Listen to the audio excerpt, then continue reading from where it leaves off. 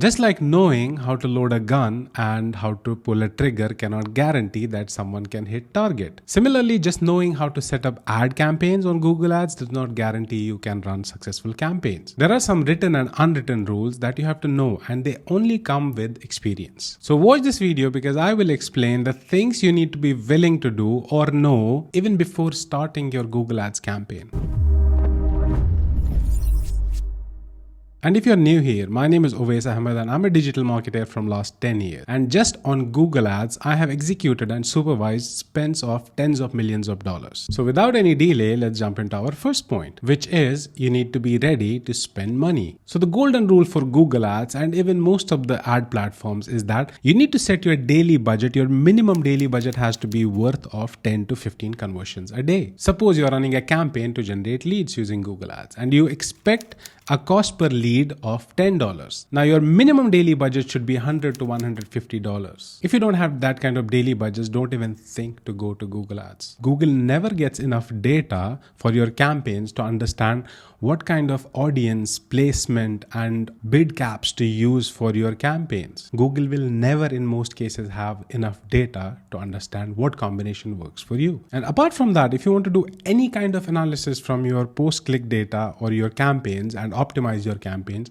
you will never ever have substantial data from your campaigns or your post-click behavior so that you can draw some meaningful conclusions. And this leads us to our second point, which is view-through conversions is a real thing. I have seen a lot of people and mostly beginners, what they do is they only consider the click-through conversions in Google Ads. When they generate reports, they're like, view-through conversions doesn't mean anything. We will only look at click-through conversions. And alternatively, what some people do is they rely on post-click behavior data, for example, from Google Analytics using UTM tracking. But in most cases, what I have seen in my experience, if you're running any non-search campaign, whether it's display, whether it's video, whether it's shopping, whether it's Google Performance Max, or any other kind of non-search campaign, what you will see is that's a human behavior. And a lot of people, when they see an ad, for example, you see an ad on YouTube and you really like the product, you want to check it out. You do not click on the ad. What you do is you go back to Google, you search with the advertiser's name, go to the website and check out whatever you have to. And in certain cases, this kind of traffic leads to conversions or sales. But your post-click behavior will show you only conversions who clicked on the ad. And that's a problem. Now, how to solve this problem? Whenever you are in this situation, you have to do one of the two things. The first one is if you're just running Google Ads, what you can do is you can keep a track of spike of conversions coming from direct as a source or organic traffic as a source in Google Analytics.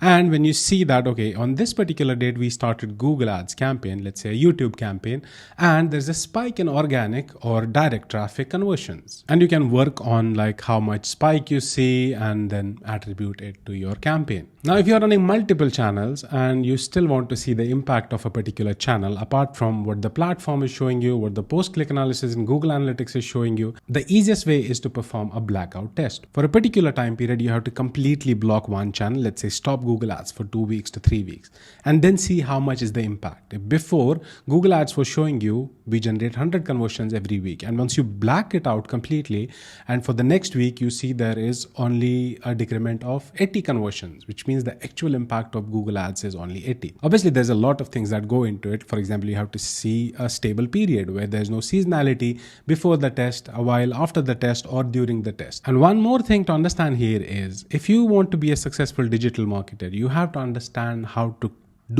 execute, plan different kind of tests to understand the actual impact of each of your campaign. And that's why I highly recommend to download this A/B testing kit. And you can download it for free from the link in the description below. This kit is all you need to plan, execute, calculate, and even document your test results. The kit contains 3 resources. The first one is an ebook called Introduction to A/B Testing, which starts with the basics like what is A/B testing and how to even get started. Then it covers topics like how to design, run, and interpret results. You also get a test tracker template which helps you to document all the tests and results in one place. The third resource is my favorite part of the kit, which is the significance calculator template. Once you put the data from your test, it will automatically calculate the significance as well as the confidence level of your test, which is the most important and the most difficult metric to calculate while conducting tests. And this kit was created by HubSpot, who is also sponsoring this video. Now back to our point number 3, which is be aware of your broad match keywords. If you're running a search campaign for a brand which has been in the market for a while, and you're running a search campaign with broad match keywords and not negatively targeting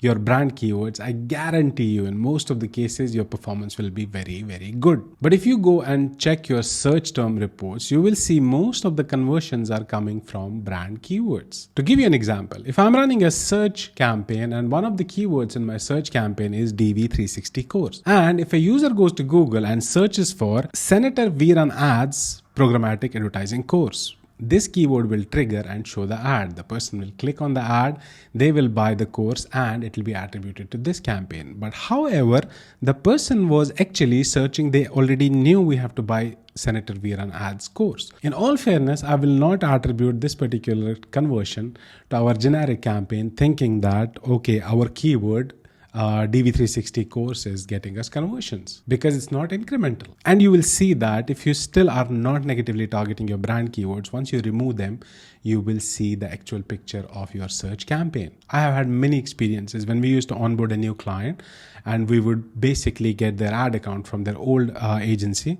And once we used to do this, their search campaigns were not generating any results, like the conversions would drop by 90%. That is when we had to actually redo our whole strategy of their search campaigns and start from scratch. So I will always advise you to negatively target your brand keywords in your search campaign. But does that mean that if we have good SEO, we should not bid for our brand keywords? That is actually what leads us to our next point. Always target your brand keywords. Long ago, when I started my career in digital marketing, there used to be two camps of digital marketers. One used to say, if for our brand name we are appearing on the top of organic results, we should not bid for our brand keywords. And the other group used to say, no, even then we should bid for our brand keywords. The first group used to say that it's a waste of money because we have good SEO on our brand keywords. The user anyways will find us in the organic results. And that's when there were some smart companies with smart SEM people who exploited these people who were against running campaigns and targeting brand keywords. I will show you some examples on the screen and show you how these guys hijacked their traffic, because when you are searching for a particular company, in most of the cases, if you find an alternative who is better, you still will go with the alternative because you are anyways high intent audience. But the discussion now is settled. Almost everyone agrees that no matter, even if you have a very strong SEO, you should still bid for your brand keywords. But now you might be thinking, in the previous point I told you negatively target all your brand keywords. Now what you have to actually do is you have to have two separate campaigns, one for non-brand keywords and one for brand keywords. And in your non-brand campaign, you have to negatively target your brand keywords. This way you will understand the true impact of your brand keywords and non-brand keywords. And for your brand campaign, your CPLs will be way less, and so that you can allocate different kind of budgets and based on your strategy. And also I have a bit of a contradictory view about SEM. I think that search engine marketing has a kind of an aspect of branding and awareness as well, and brand positioning as well. This is just an example. If you go to a new place, new city, new country, and you search for something, and the first brands you regularly see on let's say their ads on Google Ads, you automatically start thinking that they are probably the best in this particular space here. But I have no data to back this claim up. And it leads us to recommendations tab, and the optimization score does not mean anything. I have seen some people taking the recommendations tab and the optimization score very seriously, and nobody should. I'll tell you a story. The marketing manager of this client, he didn't know much about SEM, but as a way to keep a check, they used to have a weekly meeting with the agency. But in the meeting, how he would start the meeting is open the optimization and recommendation tab of our Google Ads account. And then based on the score and recommendations, he would ask us, why haven't you applied this? See, Google is suggesting us this, our optimization score is dropping. That was his only way to understand how the agency is working. And when my team told me that the client was not really happy on the call, I was like, what? No. Either we go with Google's recommendation or we follow our strategy and try to generate good results. In most of the cases, It will suggest you things like, okay, add these keywords to your campaign to improve results. But in a lot of cases, those keywords won't make sense. It's not just generating the traffic and what Google thinks will generate high CTR because you have a particular strategy, what kind of traffic you want to bring to your website. Those recommendations are very generic, which apply to anyone, and it might not be in line with the strategy you're following. Sometimes it will ask you to increase your reach and improve your efficiency, add partner sites to your search campaigns, and sometimes it's not what your strategy is. It's not, the ad copy is not in line to that. Sometimes you might get some good recommendations there in the tab. It's useful because it'll show you there looks to be an issue with the tag. And on top of this, I see a lot of newbies just clicking on apply automatically, which is like a recipe for disaster. And if you're looking to learn Google Ads with strategy, don't forget to check our Google Ads course, for which the link is in the description below. I think that's enough for this video. There are still points left, which I will cover in the second part of this video.